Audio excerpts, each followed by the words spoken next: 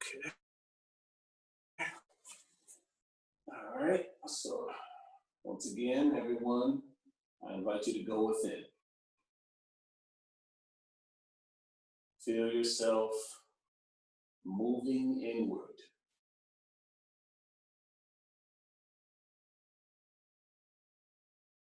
into the limitless expanse that is you.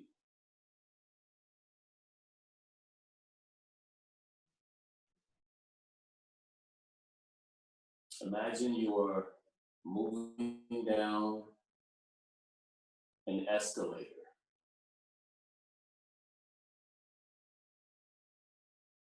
As it goes down into the depths that is you,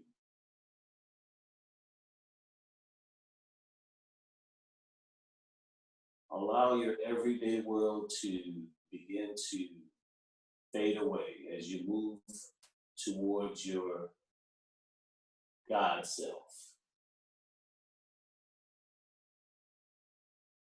A place where your humanity and your divinity are one.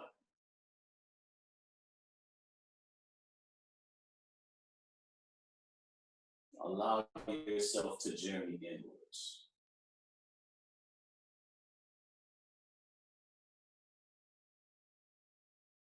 Feel the blessed peace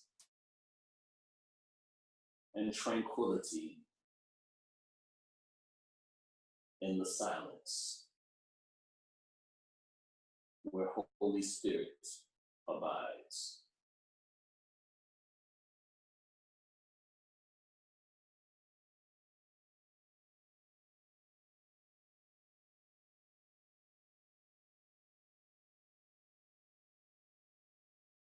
Now reaching the lower level of the escalator.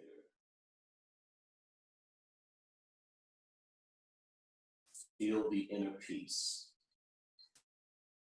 the beauty, the silence, the oneness.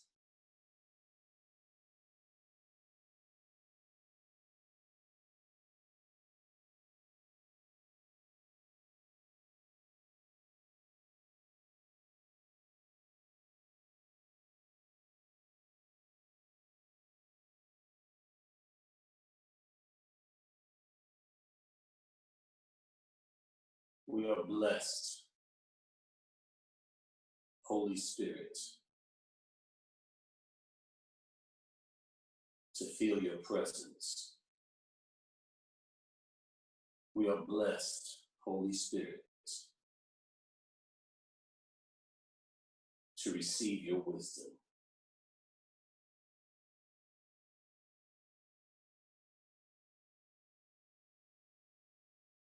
And so we welcome the wisdom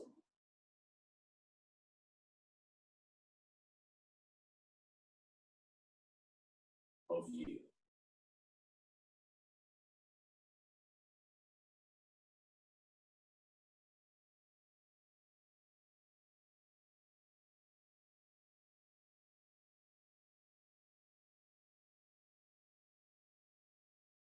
Remain in this moment just a few moments longer.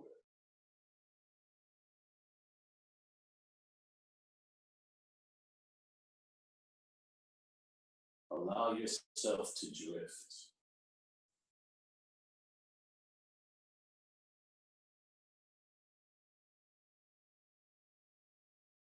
And rest in the wonderfully cradling arms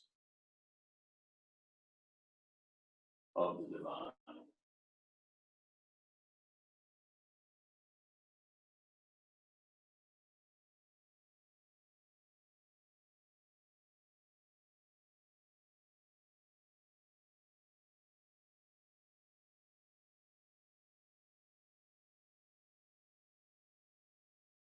So now allow yourself to begin to move back upwards, returning to where you are sitting comfortably.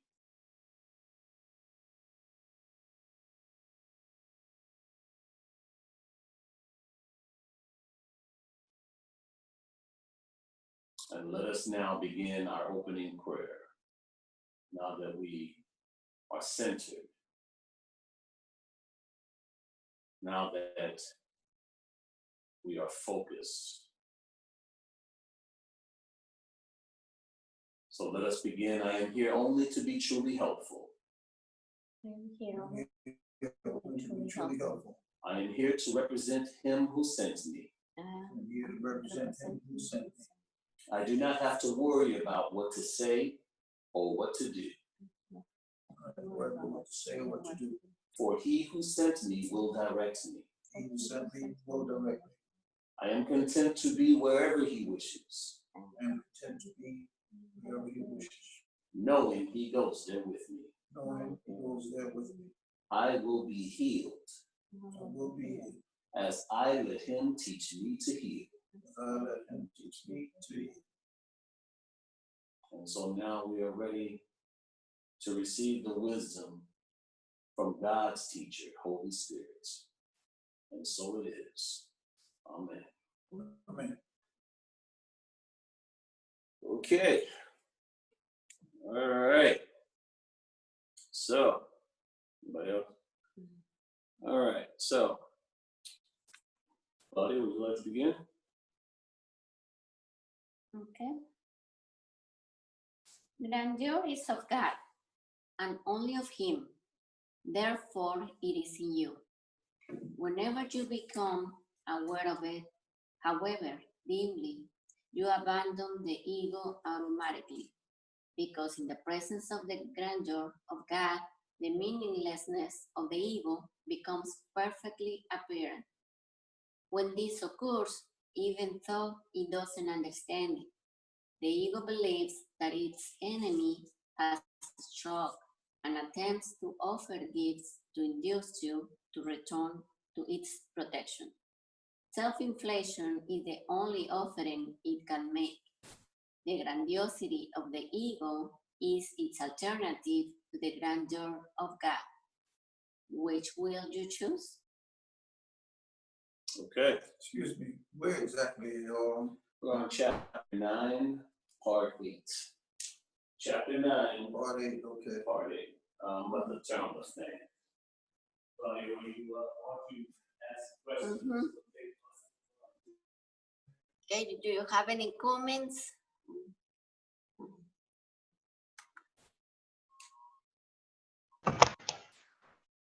Siva? No. Thinking. All right. So what do you guys think about that one? Any comments? Any feedback?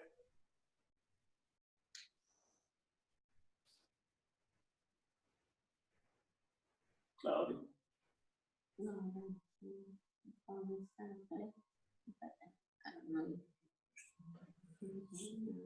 Ziva? Uh-huh. Okay. Jen? You good? Good. Yeah. Okay.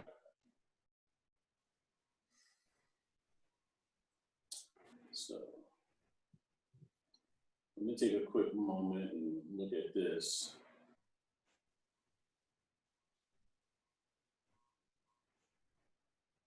You know, when I think about grandiosity versus grandeur, the primary difference is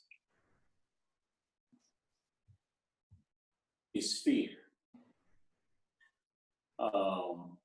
between the two. Fear of not being enough and overcompensation, where someone else's perception of you is extremely important. Where you're more worried about how people perceive you and how you are perceived. And so it's like you're wanting to project that onto other people as far as like that they perceive you the way you would have them perceive. Whereas in grandeur,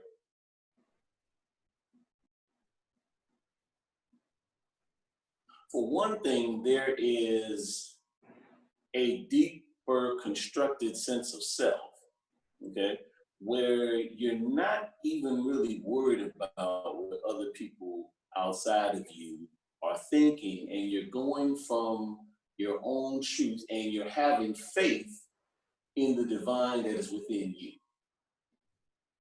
And so there is definitely a difference.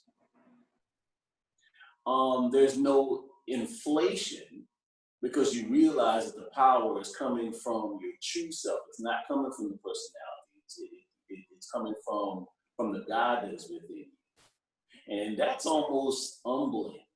Not humbling where you feel like you're low, but just humbling where you're marveling at just how wonderful it is, how wonderful the feeling is.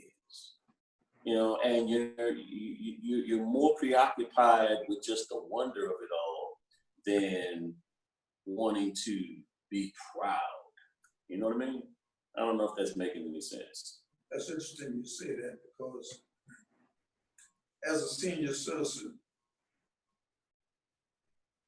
I'm at the point in my life when I could care less what other people think about me. As a young person, I think I was concerned about how I would be perceived by my peers. But today, it's going to be me, and I'm going to live by the golden rule and do unto others as I have them, as I would want them to treat me. I ain't gonna worry about, well, what people think about Bob Fleming. I think as you maturate, that's a lot less and less. You know, a teenager really is very subconscious about how to feed, not even about to be themselves, but just how to feed. But also what you were saying for me, like, I mean, when you are in the state of the grandeur, you say like this, you don't even, I think that you don't have, being in that little moment, you don't even choose like, how can I say it? I don't feel like humble or you don't even know what it, I don't know how to explain, but this is like just an expression that is happening, that you might be joyful, might be peaceful. That's how I describe. Yeah, but I think that we have also some subconscious things when we think that we don't care, about other people, but then we have these projections when we see something, in somebody that, I mean, like Siva was describing it, and yeah, because then we start thinking that maybe this person thinks that I don't understand, etc., or that I have a good intention or something, and we care about that. In that regard, it's kind of like a hidden, it's not exactly as obvious as it is as a teenager, but sometimes it is still like kind of, being accepted or being, approval, yeah. So this kind of syndrome that is still there, it's okay, so maybe that person doesn't care, or is not seeing me as I am, so just we still have these moments of the little one coming out, and crying for love. Okay. I like that. All right. Are we ready to move on? Hi. Ziva, did you want to read the next paragraph? Okay. Grandiosity is always a cover for despair. It is without hope because it is not real. It is an attempt to counteract your littleness based on the belief that the littleness is real. Without this belief, grandiosity is meaningless, and you could not possibly want it. The essence of grandiosity is competitiveness, because it always involves attack. It is a delusional attempt to outdo, but not to undo. We said before that the ego vacillates between suspiciousness and viciousness. It remains suspicious as long as you despair of yourself. It shifts to viciousness when you decide not to tolerate self-abasement and seek relief. Then it offers you the illusion of attack as a solution. Wow. And it offers you the illusion of attack as a solution. That's it. It is, but it's something that one that you feel, that during your littleness, or during a point that somebody will think, put in my littleness, yeah, there is the ego, that you should do this, and you should say, and blah, blah, blah. Yes, it's kind of automatic, so you can feel the ego there giving you advice. When it's referring to suspiciousness, Jen, it's referring to the collective ego when it's referring to suspiciousness and viciousness. It's kind of referring to the collective ego, but it also still refers to the ego that is within us. Because, I don't know if you all have ever experienced where it just seems like, you're really just in alignment, or you're really feeling like at one with something that is beautiful. And then there'll be that random thought or something, some sort of self-judgment that will just pop up.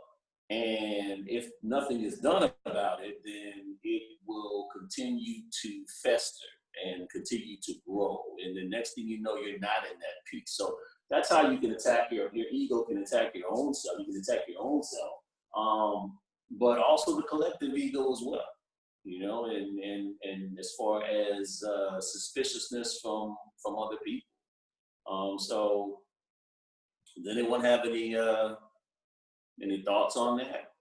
Any comments? Any experience? On number 6, where it says it is a delusional attempt to outdo, but not to outdo. I'm sorry. Oh, undo. Yeah, I'm reading your drawing. Thank you. Okay, now I get it. Yeah. And competitiveness. I mean, who hasn't felt at some point in their life that they were in competition. And then when someone else got this or the that or the promotion or whatever it was, it didn't matter what it was, there was, you weren't happy for the person. I mean, maybe you extended congratulations, but you weren't really happy for them, so, yeah. I think it is very constant because, in general, as a collective, because we still think that if somebody has it, it's like taking it away from you, So like if somebody got a new car, it's like, yeah, it's good, but even if you didn't want a car, but at some point, sometimes there is still kind of like if they were taking it from you, they are happy and you don't, or things like that. So there is a tendency to think that, or not to think that whatever that is good for your brother or sister is also for you. It's like we are increasing, so we are adding, we are not losing anything. But in the collective, I think it's very much of an idea that we take things from another. But I feel differently. When I see somebody in a new car, I don't worry about it. They got the payments to make. I don't. And I know that my car that I'm driving that I can afford can go any place that their luxury car can go. Yeah, I used to say, my mom was one of the what it is? the grass is greener, you know, than my neighbor. Sometimes it's greener, but it could be artificial turf. Yeah, but let me tell you something. But what I was gonna say is, okay, you see the grass, but you don't see all what it is behind. And if you are envy that from the neighbor, you are envy the whole story of the neighbor, and you don't know what is the whole story of the neighbor. You know? They are dealing with what, or they're having an illness or whatever. It's the whole package. It's not just one thing. But you're just seeing that one thing and, you know, feeling some sort of envy because of that one thing. But you're not seeing everything else that person is doing. That was you know, Carpet. You look at the grass as green, but maybe it's fake. Or Not maybe, the real thing. or maybe it's not fake. Maybe, or maybe they're, you know, maybe they're having to, you know, water it at certain times and having to make sure they cut it at certain time all the time, and maybe they're having to do all sorts of things to this grass, to this monument of their home, and maybe you're not seeing everything that they actually have to do, you know. So it's like you're looking at the end result.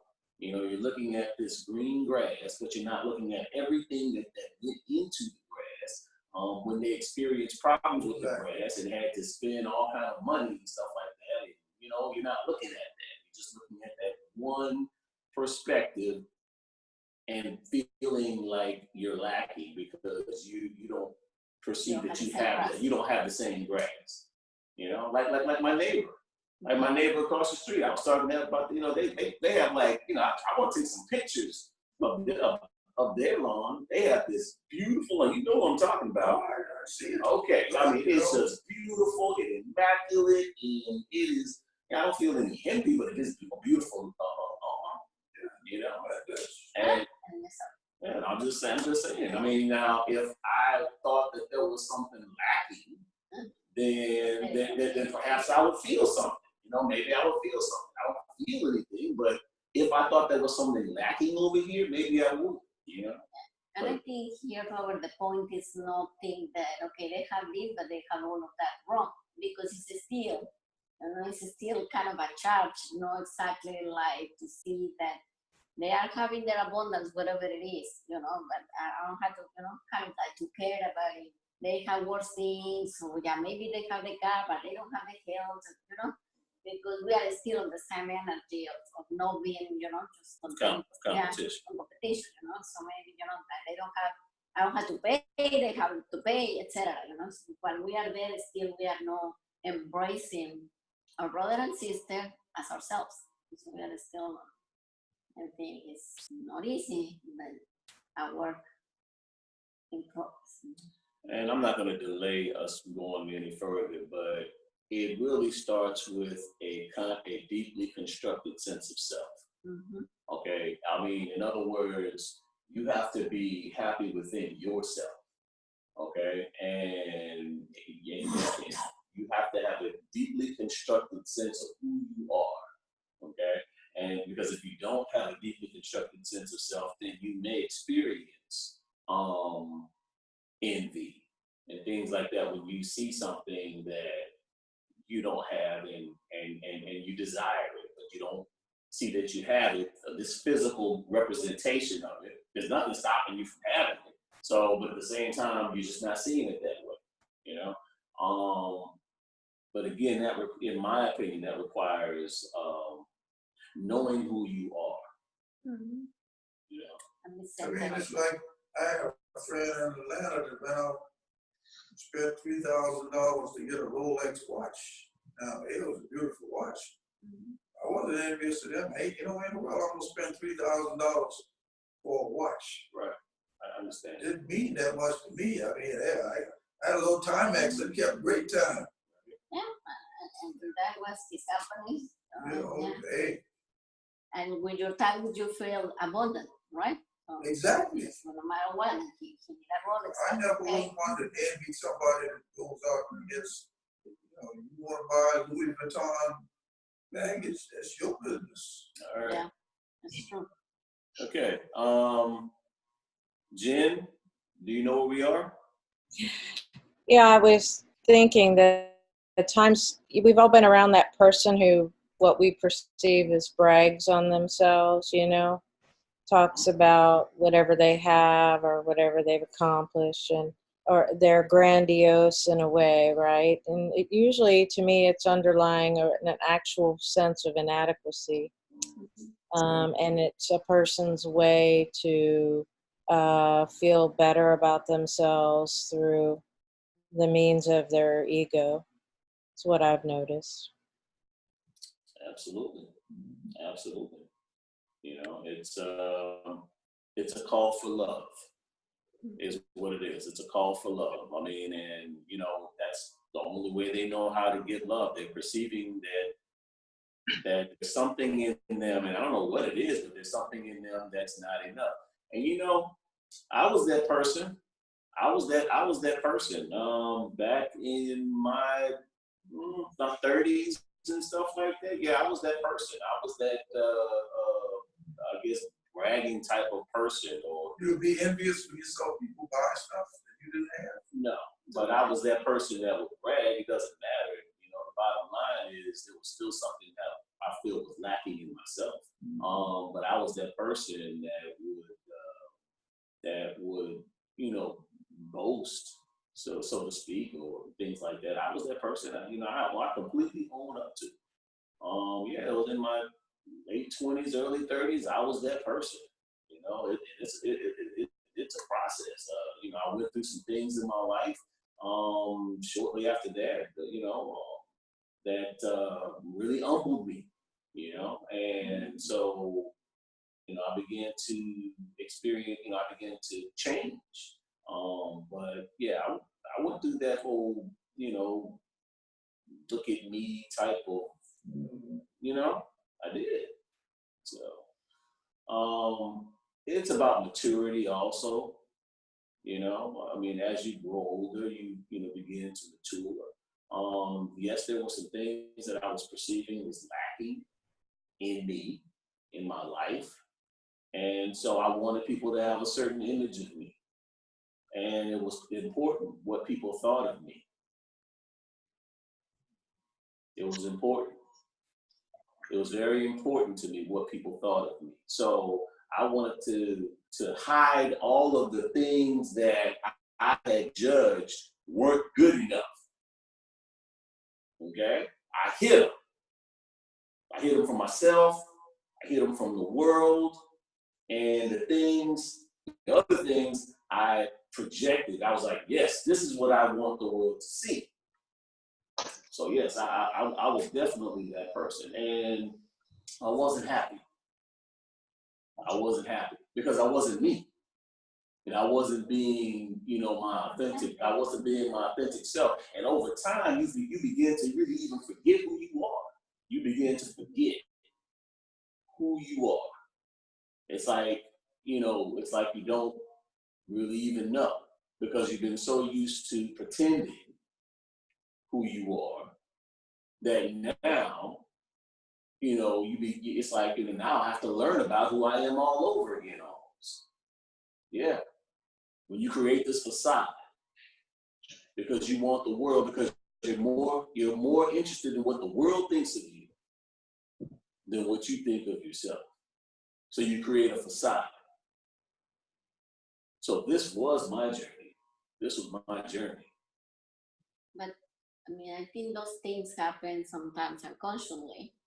We don't have the whole story, like this is what's going on, this is what I don't want. You just kind of just feel, ashamed of certain things and you put them away, and you try to develop another traits, try thinking that you are getting better, thinking that then this is what I want to do from now on. But at that moment, I think some process of unconscious, so you don't even know what are you doing the things because you're in automatic too, like in autopilot. Okay, so I'm gonna be, I'm gonna dress this way, because this is the way that I need to do it because I'm, corporate America, and this is the car that I need to have because of this and that. There is another thing going on, and also in the collective. Because, there is the media, the TV, or whatever showing how you need to be. So what ways you need to be, how you need to dress, how you need to have. etc., etc. So we all are, you know, we all do those things, you know, somehow, certain level, with things, material things, or with our personalities, or yeah, whatever that we build. And yeah, we forget who we are, but we never knew who we are really. I think, you know, in our human, you know, physical bodies, we didn't know that we were powerful.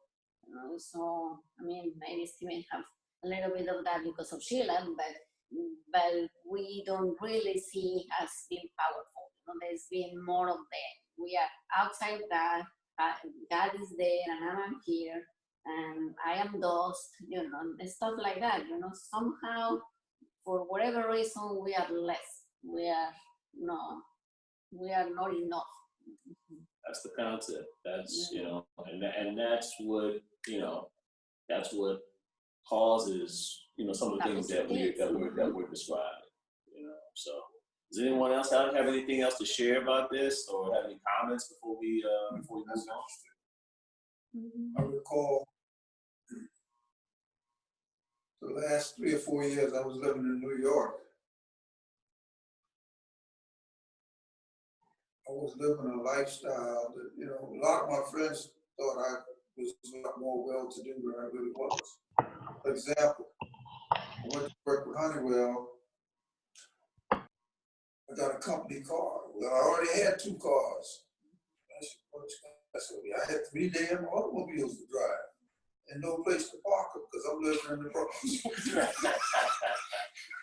And you have 3 cars. And then I got into skiing, and for 3 years in a row, my buddies and I rented a cabin up in the mountains. Mm-hmm. So from Thanksgiving until April 15th, we got a place in the mountains to take our friends and party, you know. And most people thought I was a college graduate. I didn't tell them otherwise. And it's interesting, when I went back to school and finally graduated,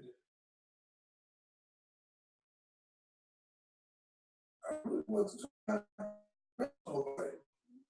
But I felt good within myself because now I didn't have to put up this facade. I'm making more money. I wasn't working any harder. But because of that little piece of paper, it opened up doors. Okay?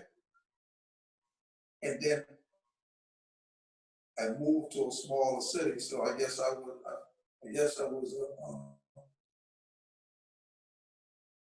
a bigger cheese in a smaller city. New York, you lost in New York. But I didn't have to impress anybody in South Carolina. Wasn't trying to either. I hear you. I hear you. Thank you, Dave. All right. So, where are we? I don't know. Yeah, I think I lost my place here. The number 4? Then did you read last? No, I think that you were addressing. Jen, would you mind reading the next paragraph, please? I think it's a 4. I think it's 4. It's 3. Okay. I think I read 2. Okay. We're on 3. Perfect. The ego does not understand the difference between grandeur and grandiosity because it sees no difference between miracle impulses and ego alien beliefs of its own. I told you that the ego is aware of threat to its existence, but makes no distinctions between these 2 very different kinds of threats.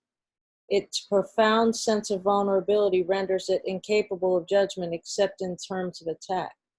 When the ego experiences threat, its only decision is whether to attack now or to withdraw to attack later. If you accept its offer of grandiosity, it will attack immediately. If you do not, it will wait. That's funny. That was funny. So I guess at some stage, so ego also has levels, right? So you can still wait. Profound sense of vulnerability renders it incapable of judgment except in terms of attack. Mm-hmm. And you know, So he perceives attack. That's not running. and you know, there are many times that I perceived attack when things didn't go my way. It was like what I had explained to you that one time when you were wanting someone to buy you a drink, and they didn't, so you perceived it as an attack. Well, it's the same thing. When things didn't go my way, to me, I perceived that as an attack. Yeah. Yeah. So there was a desire. We have this desire for things to go the way we want them to go. Okay. And so when things don't go the way we want them to go, that is when we feel discord. That is when we, it might evoke feelings of sadness, feelings of anger, it's not feelings of joy and peace, I can tell you that much. So it's some discord that comes from you wanting things to go the way you want them to go versus versus just accepting things as they are.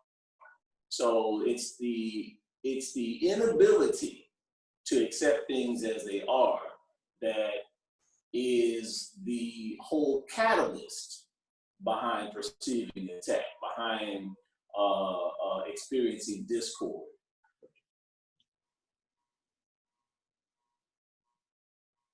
There's nothing wrong with being hopeful about something or desiring something, but when you're not, but when you feel discord is because you are not willing to accept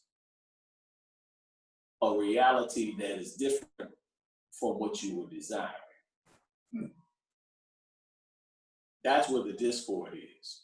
So you can still hope for things and desire things, but if it doesn't come to pass and you accept it, then that's where you're not feeling discord. But the discord comes with the inability to accept things the way they are. You want things the way you want. Like for example, if you say good morning to someone, you expect them to say good morning back, right? Of course. Okay, so if they don't say good morning back, what do you experience? Depends. I think they're rude. Okay. You perceived attack. That is a discord that you feel. I say good morning to him. Now you have an expectation that they are to say, based on what our society has, the constructs in our societies, this person is supposed to say good morning back. But if they don't, so if they don't follow these rules, okay, because they don't have to say good morning. Now you feel the discord as far as, you're kind of peeved at them. I just had something happen to me this morning. Mm-hmm. Someone I just met, they don't have a car. They had to go on the other side of 290. So I'll take you over there. Now it took me time over an hour out of my day, and I probably saved them $25 at least as far as Uber goes. Mm-hmm. And when the person got to their destination, they tell me, well, I'll call you tonight. Never even said thank you. And I got an attitude. I thought to myself, well, you don't need to call me. I went all the way out of my way to try to do something nice. And they didn't even say thank you. Mm-hmm. Right, and I got you. And that's perfect. That's exactly what I'm talking about. That's exactly what I'm talking about. I went to the convenience store. And I was leaving the convenience store, and I held the door open for someone that was coming in, and they didn't say thank you or anything, And that's so what you're supposed to do. and right, like I was supposed to open it, like yeah, I perceive something.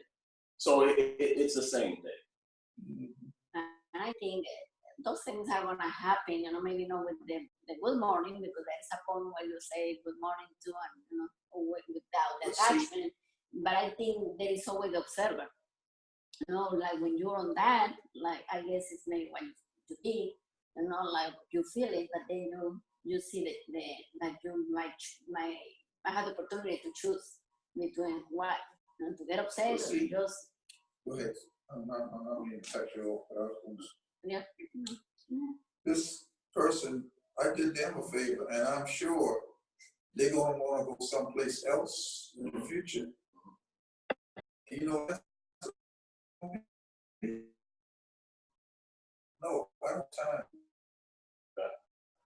So it's the same thing. I'm not here to evaluate or judge the good morning or judge, what you experience as far as, the person not saying thank you or judge, opening the door. I think that it's to me, it was an excellent teaching point.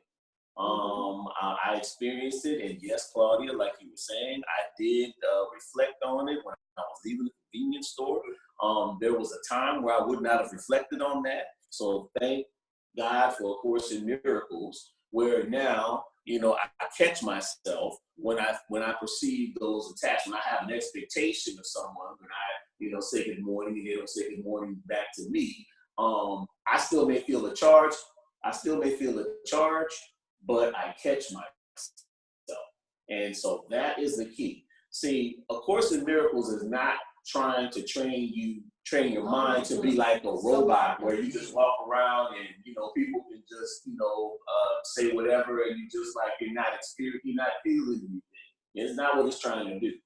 But what it is doing is it's teaching us to catch ourselves in that thinking, and it's teaching us to retrain our minds to be able to catch ourselves. So when we get caught up in that negative thinking, because remember, the human brain has 90% negative thoughts, 5% neutral thoughts, and 5% positive thoughts.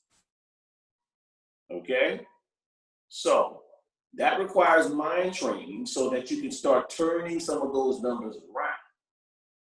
Because had it not been for,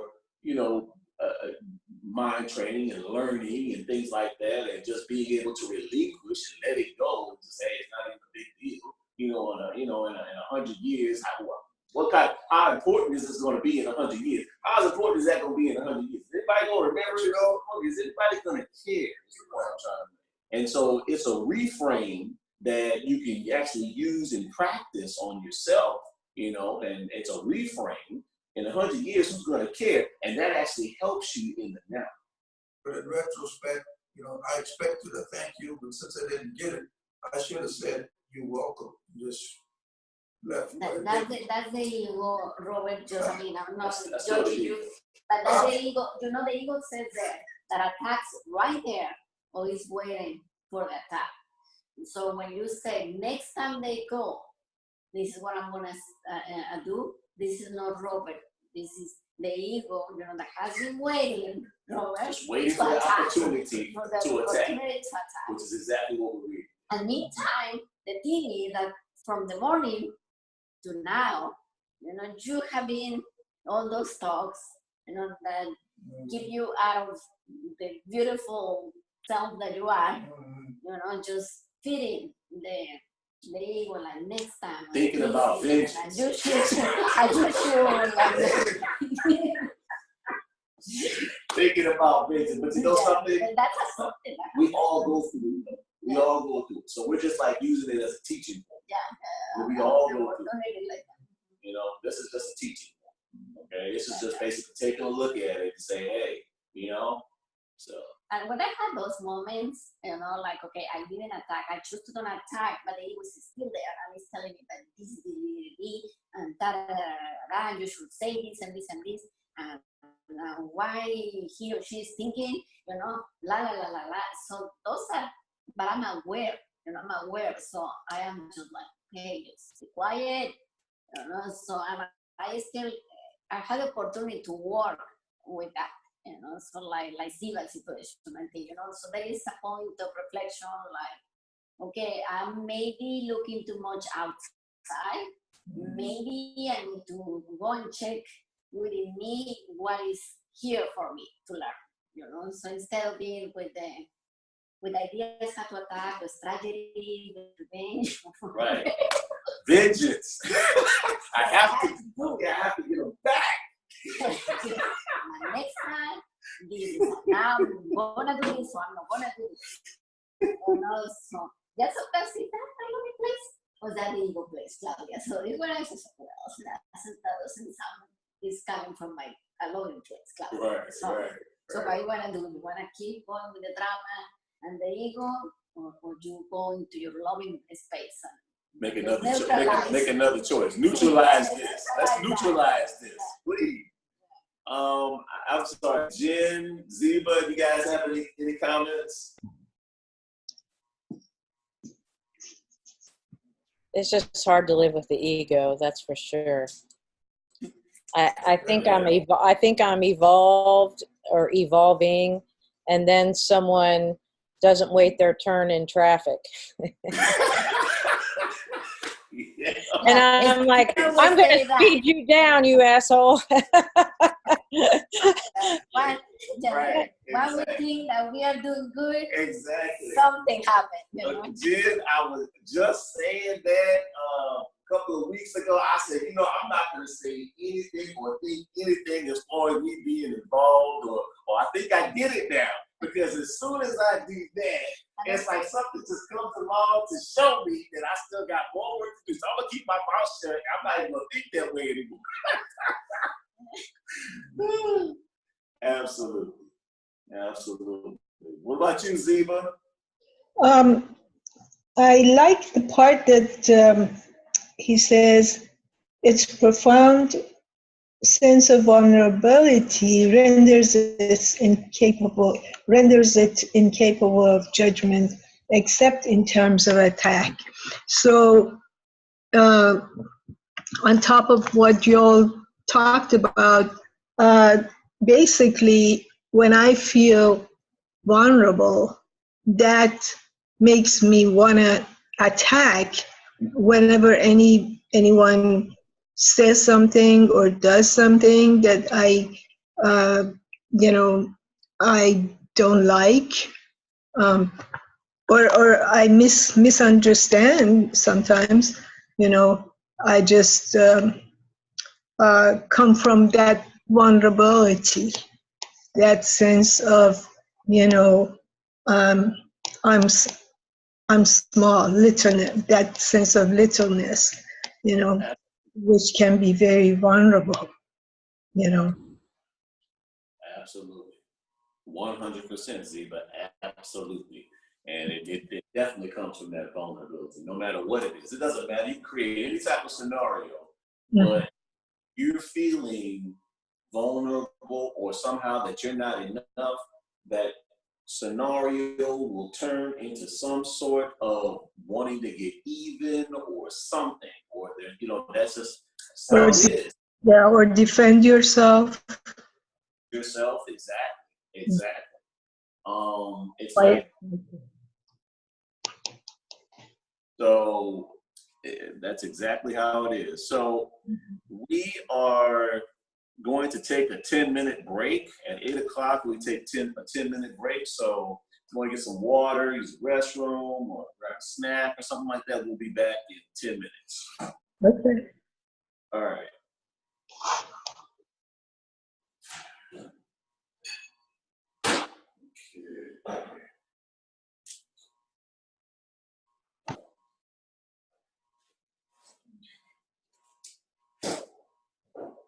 Are we on break?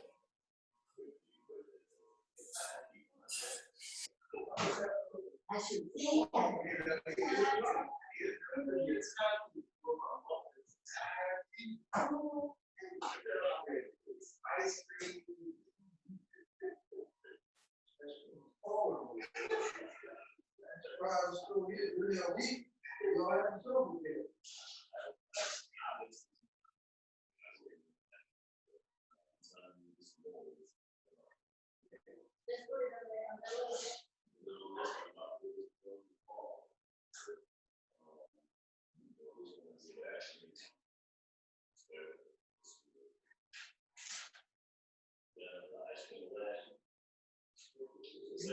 You would want to go out of the house. Yeah, it'll last.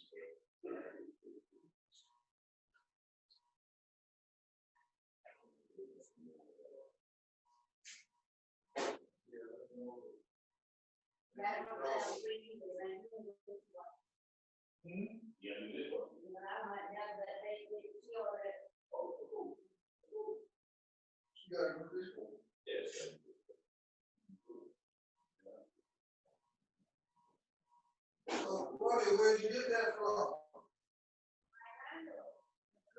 Yeah. Is this your water? My landlord. So they ordered and all of that. What store was that? I don't know, my landlord. My landlord. Oh, your landlord. Oh, Yeah. oh. I didn't do it Oh, myself. you didn't have to pay for it. Oh, I was gonna tell you. But I think $75 You gotta show clients. You go to, those Home Depot and get your 10% discount for military. Well, and the other stuff. I need some dogs because the dogs raised one of the dogs in my landlord. Well, you need to find out, you just ask, do you all have military discounts? Just ask the question. When I go in restaurants, I ask them if they say no. I said, well, I'm gonna eat today, but I won't be back. I tell them. I won't be back. Oh, man, Texas Roadhouse, they give you a 30% discount in there. That's really generous. Yeah.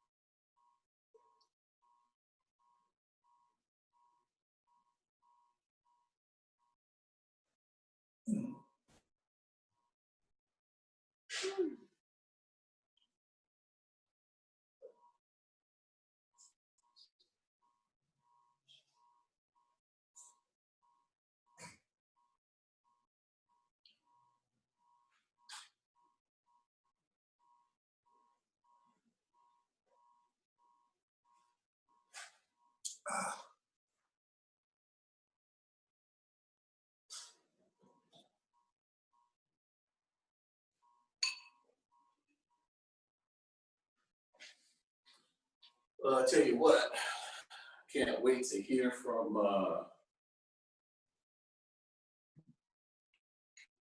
to check out Jazz. You know, she's going cross country. Yeah, she's going on a pilgrimage from all the way from California. No, she lives in California. So she lives in California. She lives in California, and so she's on a pilgrimage to New York. She's going From California to New York, walking. Walking. She's walking. She's walking. She's walking. She is walking. My sister is walking. Okay. How long that gonna take? I wonder. Like 3 months, she said, because this is staying in places. That's over 3,000 miles, man. She is walking there. So She's how not many walking, people in this? It's not, A lot of people, I guess. So. She's on a pilgrimage. She's on a yeah, pilgrimage. Yeah, but she's not doing it by herself, right? she has companions. Okay, the people usually they do, this is, I think this is what it is, you know, so what they do is something that is called the way, and it is in Europe, and the way is, they go from She must not Spain, work. She just took time off. Yeah. She's on. yeah, from Spain to France, you know, so they take 20 to 40 days and things like that, so that's a time of reflection, the people find another, you know, people that is doing the same, so they talk, they keep going, by the way, you know, and all of that, so it's like reflective, you know, so she can find people, she can stay in a little town and find the people wants to, you know, to be company for a little bit and stuff like that, so that's. She must be pretty young, no? I don't know how Whatever old it Jazz is, is, but I believe, I don't know, she's in her 20s. I mean, you know. Okay, well, yeah, I mean, that ain't nothing for no person my age to be doing. Walking, I guess I can make it, I don't know, I would snow. I think you can make it. Yeah. I think a human being can do anything. You probably ain't gonna go on more than 20 miles in a day if you could do that. Well, people, I walk at 5 miles, over 5 miles an hour when I'm walking. So I Long distance, you ain't gonna be doing that though. maybe I won't. But I know I walk over 5 miles. You know. Let's just say it's about 3,200 miles. Let me see something here. I'm gonna say they go 25 miles a day. You'd be surprised at how far they can walk.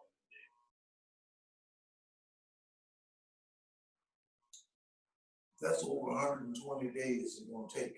That's 4 months. Okay. That's fine. All right. Okay. Well, you got to deal with cold and rain. Oh man, that's rough. Yeah. You ain't gonna have sunshine out there every day. Welcome back, Jen. So we were just talking about a couple of our chorus group buddies. One person in the chorus, you know about it, we were talking about Jazz. Jazz is on a trek, on a pilgrimage across the United States. He's walking from California all the way to New York. So we're talking about that. Cool. Man. Yep. And I guess you're just hearing about that, but I know that. So I'm interested. I'm looking forward to reading some of her journals. Looking forward to that. And all right, so intermission is over. Okay. So Deb, does anyone want to talk or discuss paragraph 4 any longer? Anybody have anything else to talk about 4 before we move on? Or you mean 3? Are we on 3? Didn't we just read 3? I guess I'm just trying to move us along. I'm saying 4, and we were on 2. I was saying 3, and okay. All right. You want to move faster. Thank you for keeping us on track, Ziva. I appreciate it. What happened is that we've been talking a lot, that we think that we are, progressing a lot too. Right. So, Dad, would you mind, or does anyone have anything else about 3 that you all want to talk about? No, I think I'm good. Yeah. Yeah. All right, good. Love you, good. Dad, you have more questions about 3? No, I'm good. All right, you want to read 4? Okay. The ego is immobilized in the presence of God's grandeur because his grandeur establishes your freedom. Even the faintest hint of your reality literally drives the ego from your mind because you will give up all investment in it. Grandeur is totally without illusions, and because it is real, it is compellingly convincing. Yet the conviction of reality will not remain with you unless you do not allow the ego to attack it. The ego will make every effort to recover and mobilize its energies against your release. It will tell you that you are insane and argue that grandeur cannot be a real part of you because of the littleness in which it believes. Yet your grandeur is not delusional because you did not make it. You made grandiosity and are afraid of it because it is a form of attack. But your grandeur is of God, who created it out of his love. Okay. All right, so what you guys think about that?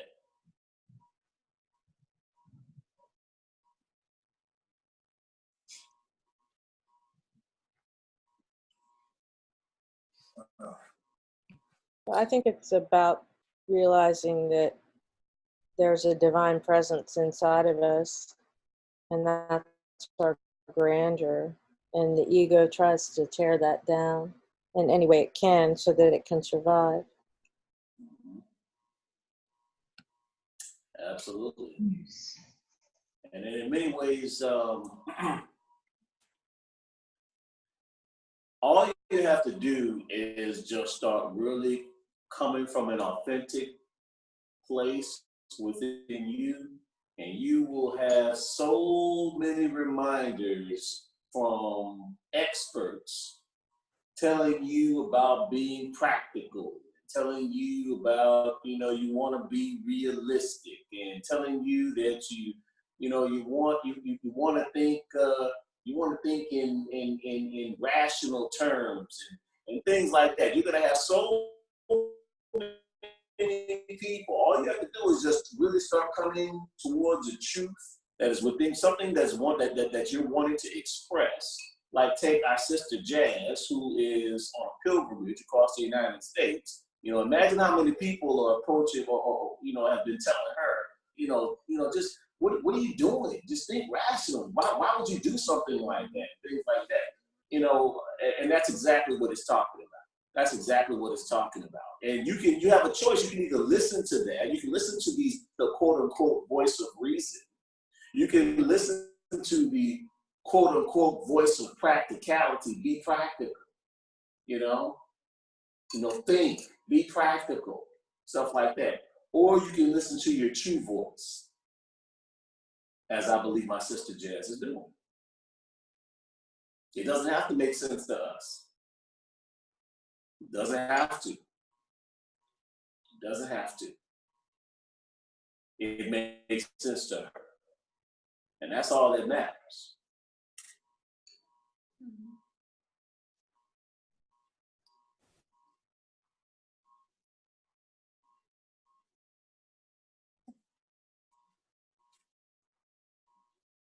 Anybody got their own comments? Anybody want to? Yeah. I think that maybe the other one is going to help us because keeps talking about the Grandeur. Okay. All right. Zeba, you good? Yeah, I think it's pretty clear. At least I got it. Okay. All right. Is it my time to read it? Yeah. Okay. All right. Oh, good. I got a nice short one. All right. Okay. All right. Yeah. Okay. From your grandeur, you can only bless, because your grandeur is your abundance. By blessing, you hold it in your mind, protecting it from illusions and keeping yourself in the mind of God. Remember always that you cannot be anywhere except in the mind of God. When you forget this, you will despair and you will attack. Mm-hmm. Mm-hmm.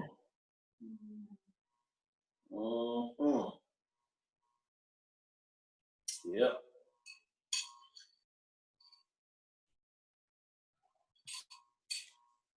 Comments, questions? So basically, it's saying that you're always in the mind of God, whether you know it or not.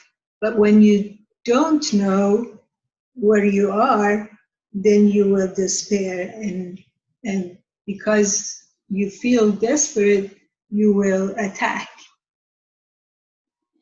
Absolutely. Yeah, even though you are in the mind of God, that's the only place we can be. We are always there.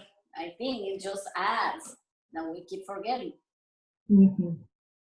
We think that we come out of the mind of God. Yeah.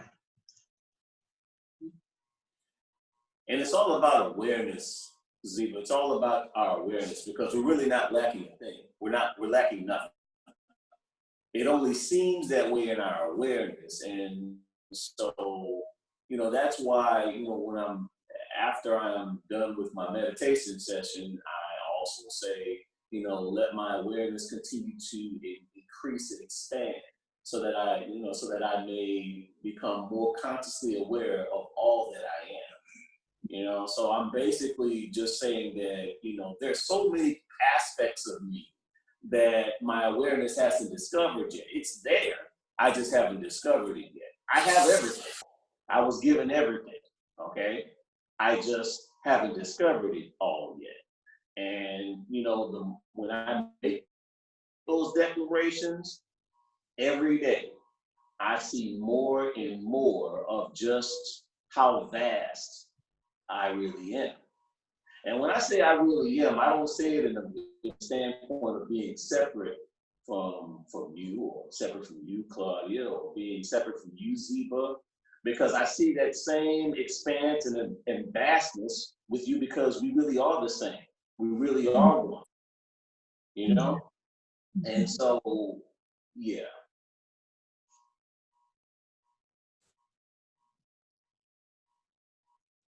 I was I've been so used to just being my own person in life, to actually, incorporate or integrate the understanding, awareness, and realization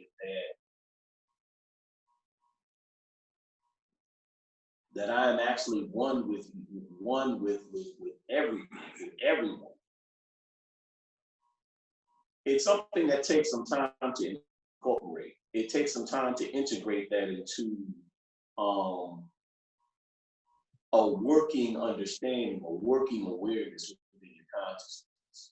You can grasp it in theory, but it takes a while to continue to integrate that into your understanding. So that's kind of where I am. When I first began reading Course in Miracles, what it was saying, but I understood it in theory and intellectually, but I didn't understand it experientially. And it wasn't until, I don't know, maybe about a year of experiencing it solely on an intellectual level that I began to grasp or get little inklings of an understanding on an experiential level of my oneness with everything, of my oneness with all beings, with all people, even with squirrels and stuff like that. It's just something that it's just something that I'm just continuing to bring into or integrate into a working level of my conscious awareness, I'm not there yet, I'm not there as far as an absolute understanding. It's just something that's just continuing to grow. So. Yeah, that's awesome.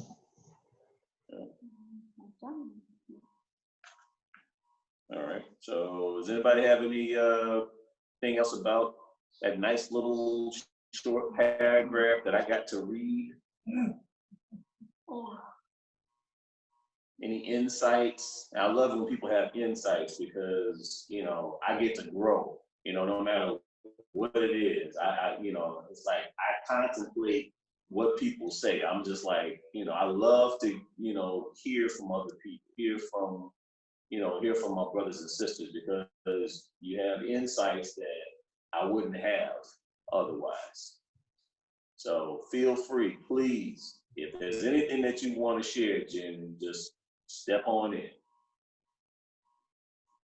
Are you good, Ziba? Yeah, I'm sorry, I can't think of anything to say. Okay. Whenever you feel that. Dad, you got anything? Good. Good, Claudia.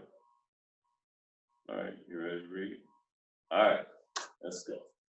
Okay, the ego depends only on your willingness to tolerate it. If you are willing to look upon your grandeur, you cannot despair, and therefore you cannot want the ego. Your grandeur is God's answer to the ego, because it is true. Littleness and grandeur cannot coexist, nor it is impossible for them to alternate. Littleness and grandiosity can and must alternate. since both are untrue and are therefore on the same level.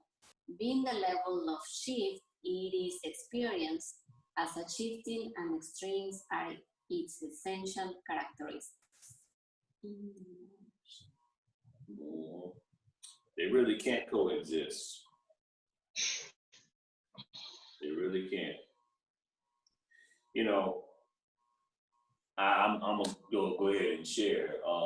Just basically, I talked about this last week about the relinquishment that I remember when I've been making videos and things like that, and I speak at Unity churches, and so I was so worried about who saw my videos, who watched my videos, and things like that. It's like it was really just like it was so important to me because there was something that it was a compensation for a lack that I felt in myself. It's like, I needed to have validation with people, watching my videos and stuff like that, and singing me praises and things like that. I needed to have this validation and stuff, and so what I experienced over the past 3 months has been a stripping away of that, a stripping away, a relinquishment as I'm beginning to step into my own, as I'm beginning to now believe in myself, because I really didn't believe in myself, to be honest with you. I needed to have the reflection, or I needed to understand or get more of an idea of what I was sending out into the world was good based on other people's approval. Same thing that we talked about. Okay? So I'm speaking firsthand right now.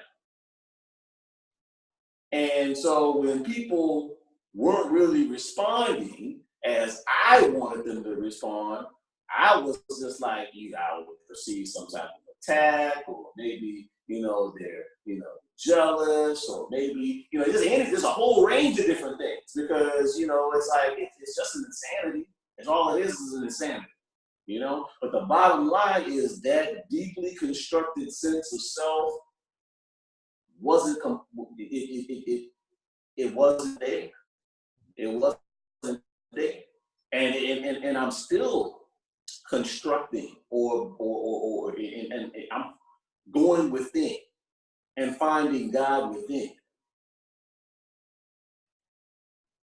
and not worrying about what the world thinks, not worrying about how many views my videos get, just basically praying on it, realizing that it's not coming from the Stephen Fleming. So it's a good product anyway. It's not coming from Stephen Fleming. Okay, it's coming from the God within Stephen Fleming. That same God within Stephen Fleming is the same God that's within you. It's the same God that's within you, and the same God that's within Ziva, the same God that's within Jen. Okay, and that's just all that. And I'm going to trust in that, and not in external approval. And someone, waiting for a pat on the back or something like that. Needing approval, seeking the approval of others. So, Would you call that grandiosity? that was grandiosity. Yeah, that was all grandiosity. I'm just sharing the journey. I'm sharing the journey right now, buddy, that I've been going from that whole grandiosity type experience to realizing the God that is within me. Can I add something as your observer? You can add whatever you want. I mean, yeah, but same thing that we were saying, I was seeing him, but he did. I mean, you were not doing the things like that. There were no conscious or aware or trying to be aware of what you were doing. You were thinking that that was a way to help them when you come to the realization of the things because of the charge that was causing, that the feelings that were removed every time we have certain results or different ones. So that's what I would say. So these are all those things happen unconsciously sometimes, but same thing, as we develop the observer is when we start like seeing like, well, where am I doing this from? Which place? So, yeah. It's definitely, and you know something, it's a liberating feeling. It's a liberating feeling not to be concerned with someone's opinion. It actually frees me. It frees me.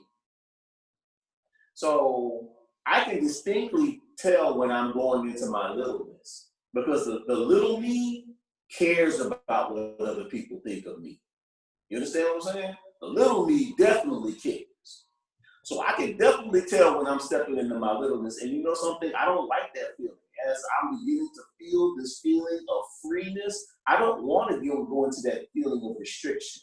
See, as I experience that feeling of freeness more and more, that feeling of restriction, it's not big enough for me anymore. It's just not.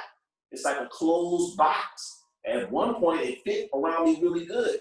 But now I don't fit well in there. It's not big enough now. It's not. And I know that feeling of restriction, feeling that there's something, not enough in you on a core level. So you need other people's approval to help. It will never give you what you really desire. Because what you really desire is to have that. You just don't know it. And it'll never give you, as far as seeing it reflected in others, you will never get it. It'll never be enough. You don't even have a standing ovation all down the street and everything else. It will only suffice for a little while if you don't have it within you. So that's just me sharing. Amen. Thank you. This is me sharing. Let a lot, so much talk and much. So, and I'm sorry for talking so much, Jen and Zeba. Please feel free. Mhm.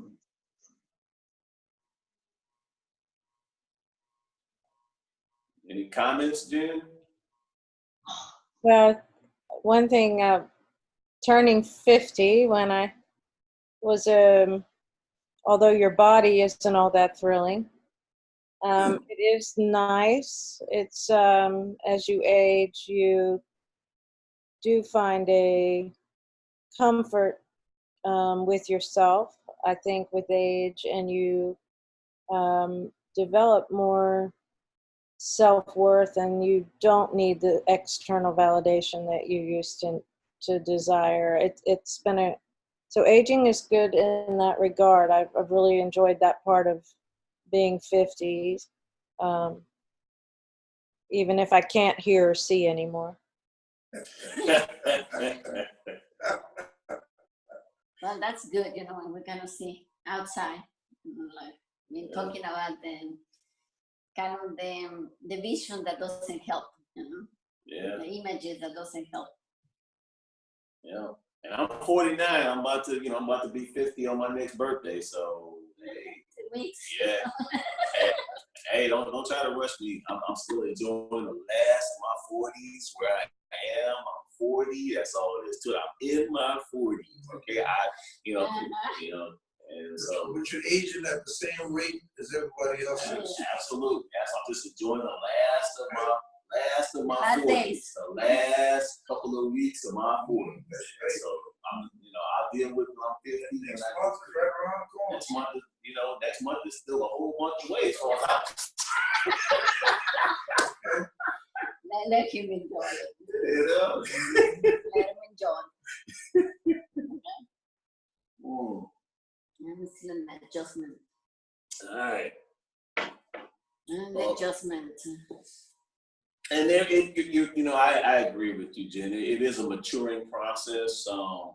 It's not necessarily the chronological age, but there's also a spiritual maturation while you're going, while you are getting older. There's a spiritual maturation that you're also going through right now, because you've been through all of that other stuff. You went through the high school stuff and, needing approval from everybody. You went to your 20s where you didn't need as much approval, but you still needed a lot of approval. So important what other people think of you. And, just over time, you get in your 30s and, there's a little less, and 40s, and, eventually, like, I guess you get to your 60s and 70s, you won't give a damn. It's like, it just is what it is, Say what you want. Say what you want, don't worry about what anybody, that must be bliss, to be honest with you. So, yeah. So there's a spiritual maturation that goes along with your chronological or physical age of your body. I would think. So cool. We are touching on a lot of stuff here. All right. So Ziba? Yeah. Ziba? Yes. Can you read the paragraph? You want me to read again? Okay. So, Yes, number 7. Truth and littleness are denials of each other because grandeur is truth. Grandeur is truth.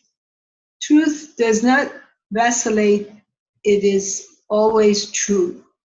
When grandeur slips away from you, you have replaced it with something you have made.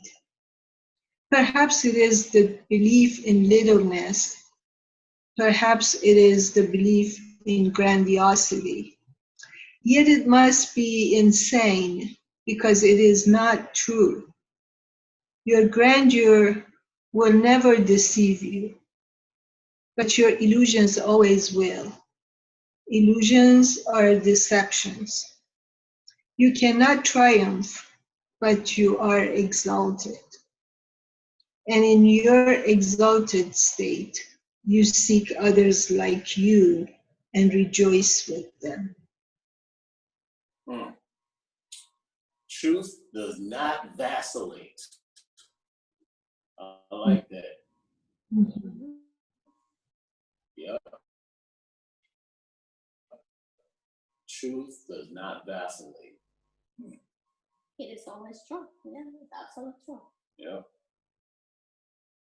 And when you have that deeply constructed sense of self,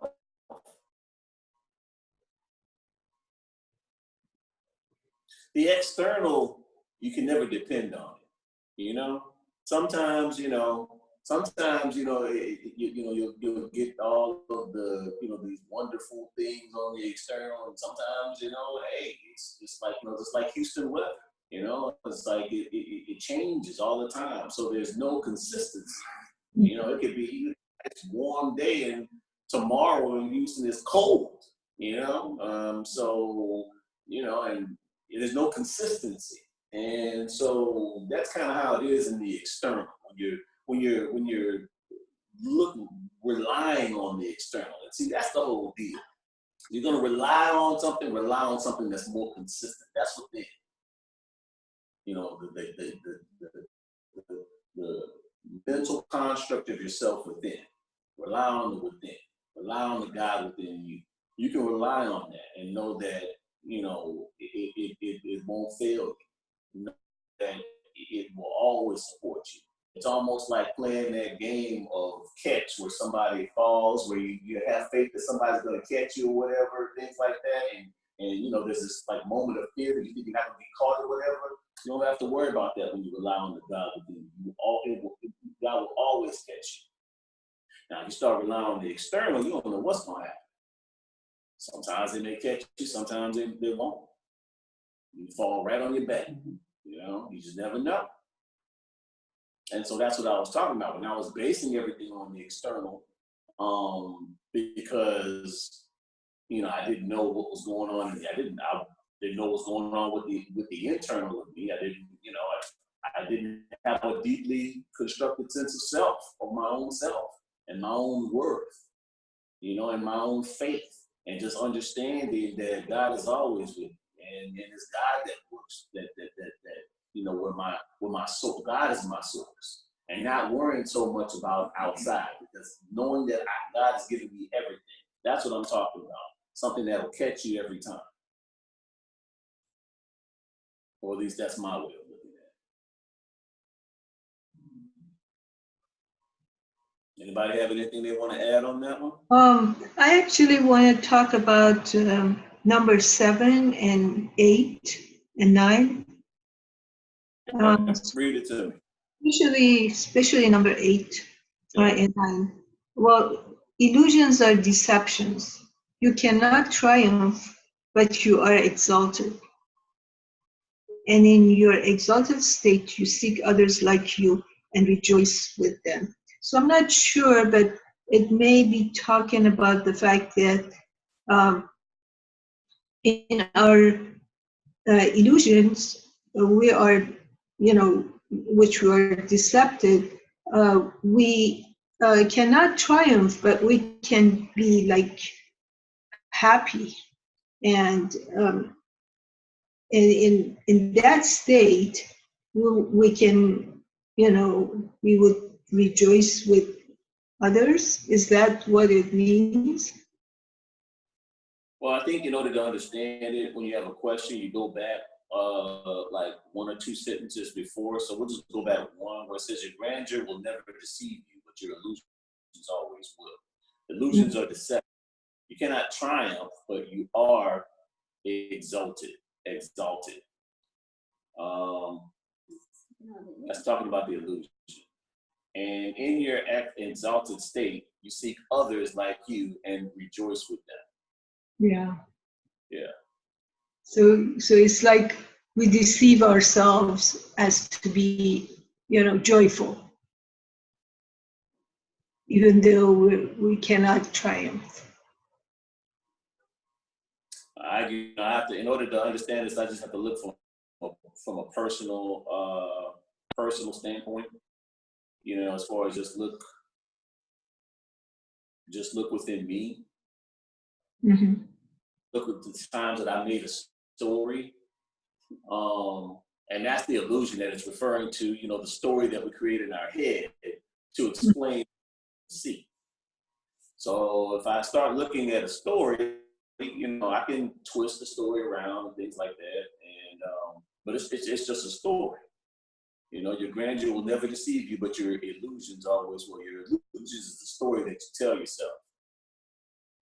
Yeah, having an exalted and the exalted state is the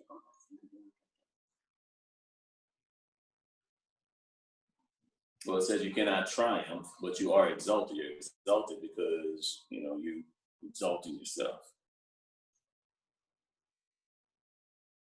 You know, and in your exalted state, you seek others and rejoice with them. So, yeah, that's definitely ego right there. You know, where you're like, you know, part of like the elite crowd and stuff like that, and you seek others like you and rejoice with them as far as being, you know, being exalted. You know, exalting yourself over other people, like a hierarchy and stuff like that. Yeah, it's like a hierarchy, like what do you call the wasps? You know, like privileged elites and stuff like that. Wasp, white, Anglo-Saxon, Protestant. No, I'm just talking about just privileged elite. You know, but yeah, wasp. You know, but you know, that's an elite group. You know, and you seek others like you, and you're exalted. But you know, because you put yourself on a higher tier. You know, and now you're one of the special ones, and so you know you have a support group of special ones. You know, but you're better than these other people. You know, these other people, whoever those other people are. And it can even happen spiritually, you know. So there is as the ego always find ways. We can think that we know better than another people outside or whatever, you know. our customerical group or whatever, you know. Yeah. When I was in high school, we sat at the quote unquote popular table, you know? You what now? So when I was in high school, you know, my last couple of years of high school, we sat at the quote unquote popular table. You know, the table that had the football players and the basketball, the cheerleaders and stuff like that. And we had ourselves up on a pedestal. So it's So you played football? we had ourselves up on a pedestal. You had ourselves up on a pedestal. Don't lose. You're losing points. So we had ourselves up on a pedestal. So that's the point I'm trying to make. All right. So that's as far back as high school. So, you know, and there's other times that, you know, perhaps you were in the elite club. You yourself described how you were one of the only people that were going to ski and things like that. So people looked at you like you were special. You know, hey, he must be making a lot of money and stuff like that. Da, da, da, da, da. You know, it felt good. You know, you were better than some people. You were in this elite club going to go ski every weekend. Not everybody could do that, you know? So that's the point I'm trying to make. It's the same thing, no different. The high school table, going to ski every weekend, same thing, it exalts. That's what I'm talking about. You can put any kind of situation, 1,000,001 combinations, okay? The ego always attempts to exalt. That's all there is to it. Doesn't matter the individual situation. Does anybody have any questions about that? Ziva, did that answer your question? Stephen, Yes, pretty much. Yes. I'm an hour ahead of you all, and I have an early morning, so I'm gonna have to take off a little early now. Good Okay. night. But I appreciate you all letting me sit in on the meeting. It was wonderful having you, Jen. It was wonderful having you. Thank you. I will try to make it. I'll have to do every other week because every other Thursday I have a Buddhist Sangha that I'm part of. That's So, wonderful. There's no particular time that anybody has to come. We have a large group and it just changes. People next week there'll be some other people here and there might be some people that's not here. So it's okay. all right. Well, thank you all very much. Thank you. We love Nice having meeting you. you. Good to have you. Good meeting you. Bye-bye. Bye-bye. So Ziba, did that answer your question? Yeah, I just, looking back at my own life, I can understand how this works, the way we deceive ourselves in the illusion, to make, to enjoy whatever that we, I don't know, different experiences or different situations that come up in our lives will make something out of it, give it value, and make it, important to us. And then, get together with other people who have the same ideas, same illusions, and we just celebrate nothing. What is in fact nothing, Absolutely. it's an illusion, Absolutely. but we just we make something out of it, give it value.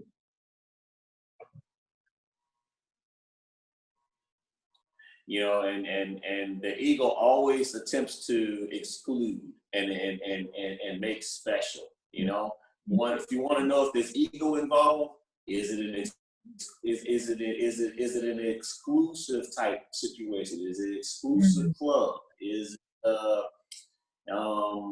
it some sort of special this or special that? Yeah, there's ego involved. There's on some level there's ego involved. Anytime we're an exclusive crowd, that's all ego. And so basically what this is talking about. Mhm. Yeah, where the ego attempts to exalt. Mhm. Yeah. And where Course in Miracles is saying is, hey, you cannot win, you cannot triumph, but you are exalted. And in your exalted state, you seek others like you and rejoice with them, like the in crowd, the exclusive crowd, we're special, Yeah. Absolutely. I'm glad you brought that up, Z, because, we had to take a look at that. Thank you. Thank you. Dad, you want to go ahead and read 8? Okay. It is easy to distinguish grandeur from grandiosity because love is returned and pride is not. Pride will not produce miracles and will therefore deprive you of the true witnesses to your reality. Truth is not obscure nor hidden, but its obviousness to you lies in the joy you bring to its witnesses, who show it to you. They attest to your grandeur, but they cannot attest to pride because pride is not shared.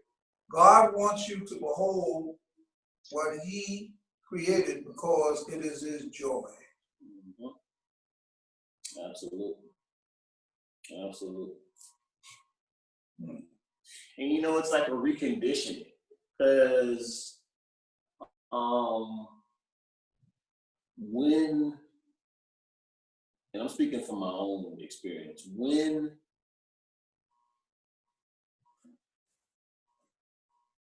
I am in a prideful state, there's a part of me that doesn't feel connected to anybody. There's a part of me that doesn't feel that connection. Now, keep in mind, the connection is still there, but I don't feel it. I don't experience it, So I know somewhere on a deeper level, if I'm paying attention, that I'm disconnected, that my ego is involved and things like that. So I know on a deeper level, maybe I catch it more now. And that's just because, yeah, I'm more of an observer now. I'm doing a lot of work on myself as far as learning about me, learning about the real me, the real me that's inside. It's been a journey. The June, the spiritual June, but I can say that also your personality, your observer. Because this is the one that has certain things, in my case too, so our absolute truth is always perfect, always love and all of that, but our personality, with all the thoughts or the experiences or all the accumulation of these experiences and fears or whatever, that's the one that, that's the part that connects with the ego, like faster. Yeah.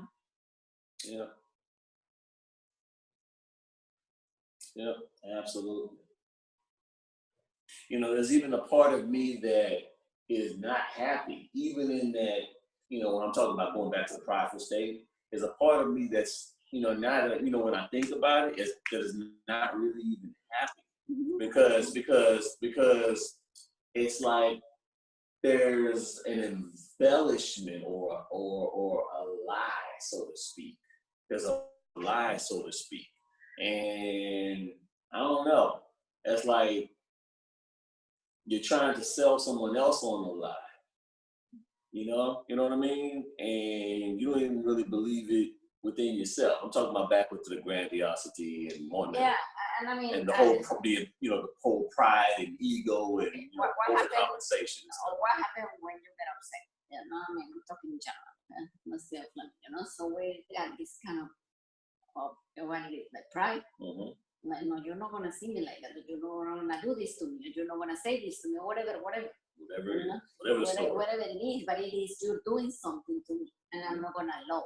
you know, so I had to defend and I had to put this gun and I had to show you who I am. You know, it is kind of like, and it is, you know, it is very tricky still because, you know, we have learned like we need to show who we are. We need to stand for ourselves. And that's sometimes we stand for ourselves on the ego place, not exactly in our absolute truth. You know, so sometimes I'm not gonna allow this and this and this. And so sometimes it is tricky, you know, like there is just a very thin veil in between. But as you say, I think that the thermometer is to see is that coming from an oil place or is that coming from an ego place. And you know, I remain open, you know, wherever it's coming from, you know, but I remain open, you know. I mean, I have the same type of stories now in my head at times that I've had all my life. The only difference is, you know, now I question the stories now. You know what I mean? There's a question mark now. Where I didn't have a question mark, there was an exclamation point or something. You know, a period. This is what it is. You know, and now question mark now where it's like, is this what it is? You know, I know that's the story I have, but is this what it is? Because I don't really know anything anyway. I'm starting to learn more and more that everything I thought I knew, I don't know a damn thing. I don't know anything, you know? So even things that I thought I knew. And so when I look at the fact that I don't know anything, it opens me up to other truths that I haven't considered. Well, Stephen, have you considered this thing? You know, I haven't thought about that. And I'm gonna bring the sample that you shared with us, Stephen, because you know, so you were on that. You know, you had that situation this morning, and you were like pondering in which place you were. You know, like you feel sad and you feel that you were attacked, and all of that, and that it wasn't your intention. And in that point, you know, the ego, because I have that a lot, is like telling you like you're trying to be good, you know, all that kind of thing, sorry. But then you know, you saw your miracle. You know, so then you start like, instead of focusing outside, you see what it is in me. And you have the answers. And then change to love. And I bet that you don't have any more charges to your friend. No, I actually felt like I wanted to call her and say, well, thank you, you know, for that. But then I was afraid that if I say thank you, she will be bolder next time, you know, attack again. Take you out of your place back again. But I mean, you can always do that in your inner self too, because we are vibration, you know, so you can always. But at the same time, on those points when I have in there, I don't feel afraid to apologize, you know. Maybe I don't have to explain the way that I perceive it and the Course of Miracles and blah, blah, blah, because it might be that the people is not ready. But yeah, I'm just sorry that because I couldn't understand you, you know, or your point of view, your perspective, and yeah, or just inside, but yeah, I know what you're saying. But the thing is, you know, at the level that she was attacking, she was attacking. She was like blaming me, you know, and not using good words. I mean, she wasn't swearing or anything, but you know, just blaming, and for which made no sense, no real sense. But I looked at it afterwards. I just got it that on another level she's helping me. Yeah, Exactly. It was at another level. It wasn't at this level. So if I you know, had apologized to her, I mean, why would I do that at this level? Yeah. It didn't make sense. And you were an opportunity for her to heal, I don't know if she's gonna see that opportunity. But I have a situation like that when a person start talking to me, a bunch of things that I didn't expect, in the kind of relationship that we had, the kind of word that she was telling me was like, oh my gosh. And so she was telling me things like I wasn't professional, this and that, and a bunch of stuff, and I didn't deserve it. Later on, I understood that she was telling me things that she was telling to herself because we were very alike. So we were doing the same. We were busy, both of us. We were doing a lot of stuff, but also, it took me a while, a very long time to kind of clean from that energy of feeling victim, of feeling, attacked. But I know that I was a projection of her, and of course she was a projection of me. So I had to think also on my side, as you were saying, so okay, so she's telling me things that reflects, they are a reflection of her, but also what I've been telling to myself or how I've been treating myself, to hear all this kind of stuff.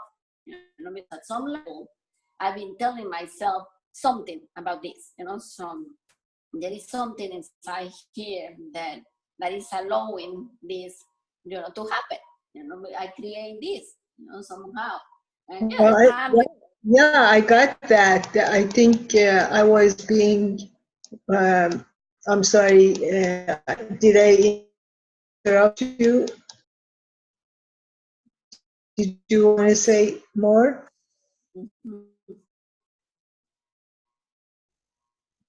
Go ahead, it's okay. I noticed that she was actually, she was projecting on me, and but that, that's okay. I asked her a question about her financial situation. I said, "Are you okay?" In that regard. And that the reason I asked it was because she was gonna, have a party and take everyone out, and she was talking about that. And I was concerned because prior to that phone call, she had kind of suggested that her, financial situation is not as good as before. So, I had a concern. But then, after this confrontation, whatever happened, and the attack, I felt like the reason I brought this to me was in the first place because I was too concerned. And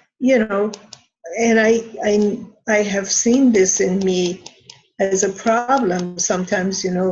Like I am too much concerned about other people's situations, and it's not my place. I guess I have to focus more on myself. That's what I got from that.